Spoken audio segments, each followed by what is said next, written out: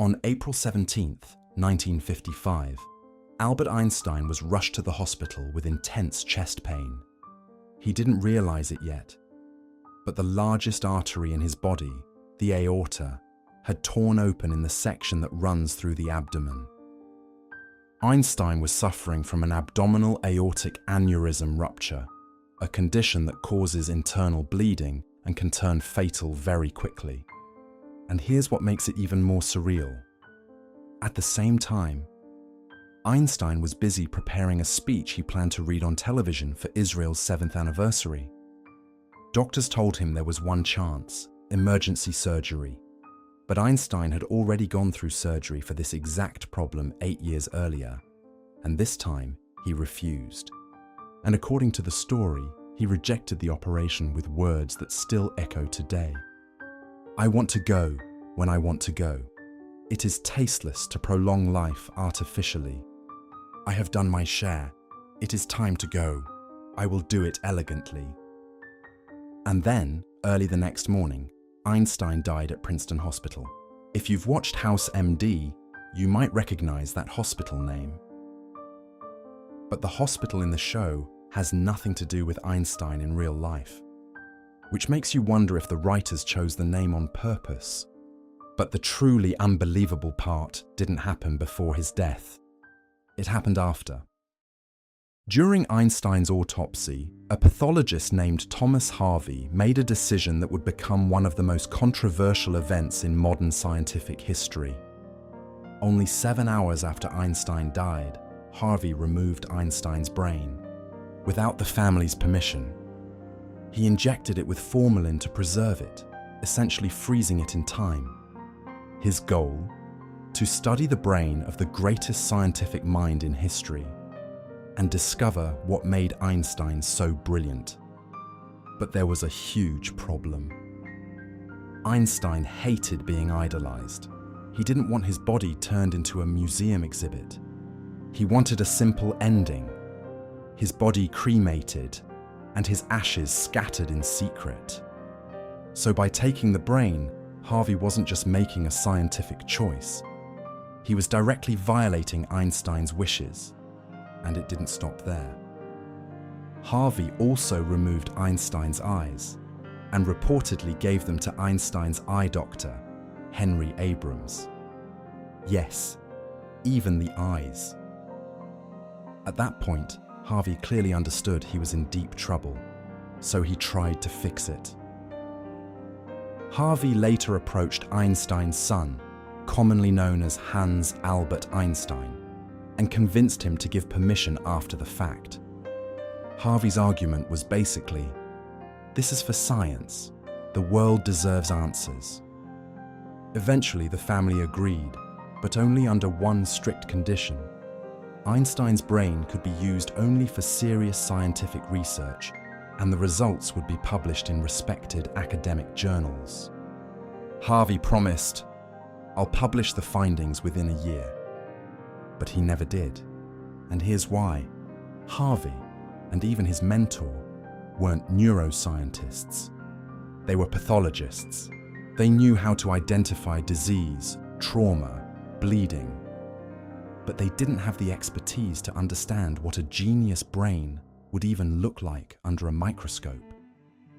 He had this priceless brain in his hands, and no idea what to do with it.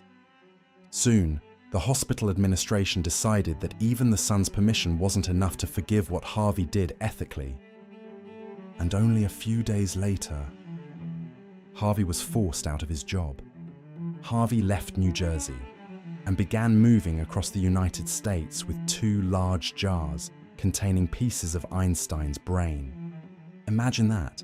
This wasn't a normal scientific sample. This was the most famous brain on Earth, riding in the trunk of a car. Harvey tried for decades to convince researchers to study it, but most scientists didn't take him seriously. He was seen as eccentric, a dreamer, someone who had crossed ethical lines and couldn't be trusted. For almost 30 years, almost no one studied Einstein's brain properly. At one point, Harvey even drove across America to offer the brain to Einstein's granddaughter in California.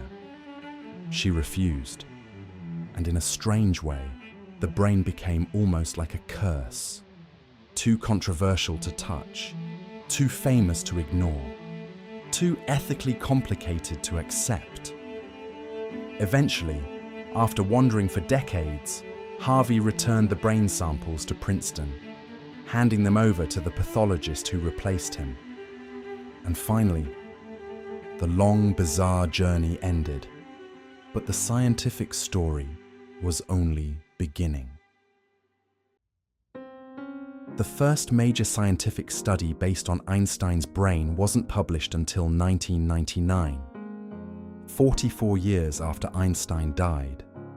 And what researchers found was surprisingly interesting.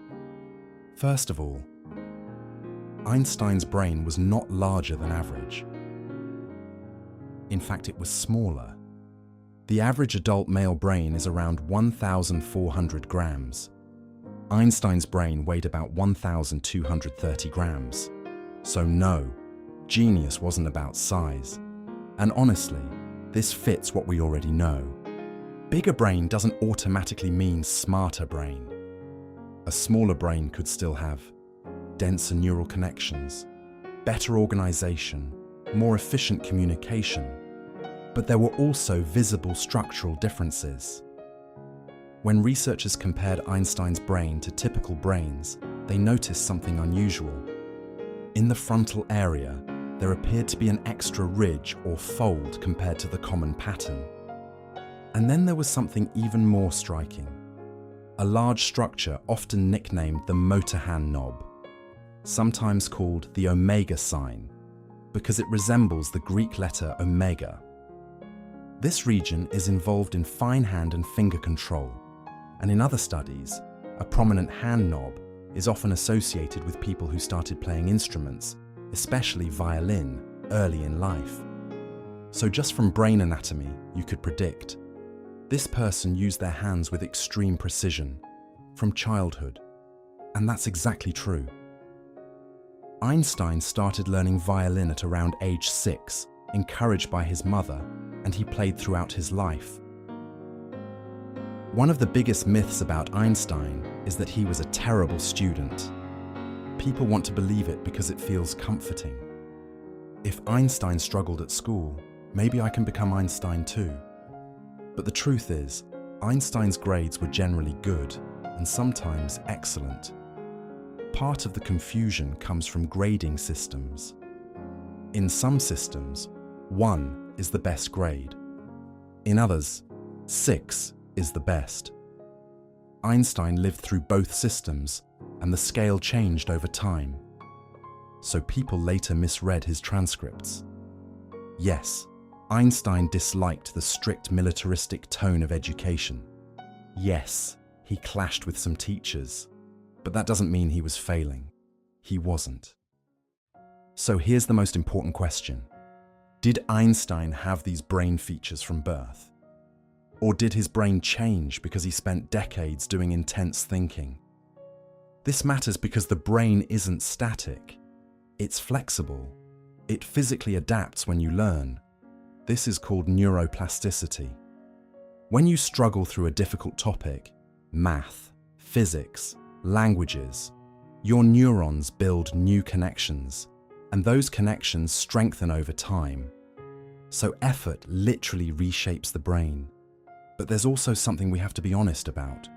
Some brain features, like large-scale folds and grooves, develop very early. By around age 6, the brain is already close to its adult form. So if those large structural differences are real, it's likely Einstein was born with at least some of them. But that doesn't mean genius is purely genetic.